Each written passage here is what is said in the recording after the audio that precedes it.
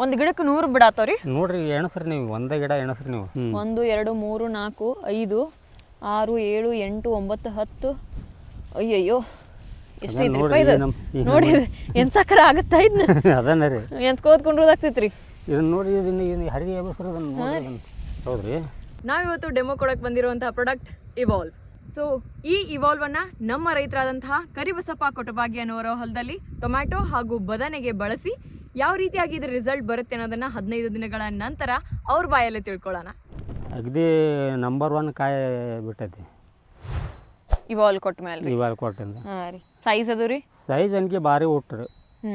ಏನು ನೋಡ್ರಿ ಇದನ್ನ ಹಣ್ಣು 7 8 1 kg. 1 kgಗೆ 7 8 7 8 ಎಷ್ಟೆಷ್ಟು ಬಿಡತ್ರಿ ಒಂದು ಗಿಡಕ್ಕೆ? ಒಂದು ಗಿಡಕ್ಕೆ ಕಡಿಮೆ ಅಂದರೂ 50 ಮೇಲೆ ಐತ್ರಿ. 50 ಮೇಲೆ ಐತ್ರಿ. 50 ಒಳಗನಿಕೆ ಆಗೋದಿಲ್ಲ ರೀ.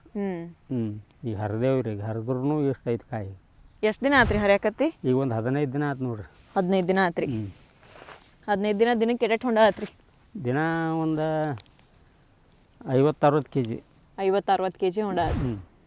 ಇದಕ್ಕೆ 25 kg ಹಾಕ್ಯಾನ ನೋಡ್ರಿ. ಇದು 1500 ಅಗಿಗೆ.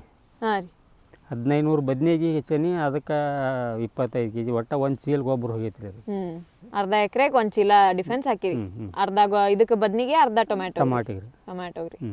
ಡಿಫೆನ್ಸ್ ಬಸಾಕತ್ತಿ 8 ವರ್ಷ ಆತ್ರಿ? ಈಗ 2 ವರ್ಷ ಆತ್ರಿ. 2 ವರ್ಷ ಆಯ್ತ್ರಿ.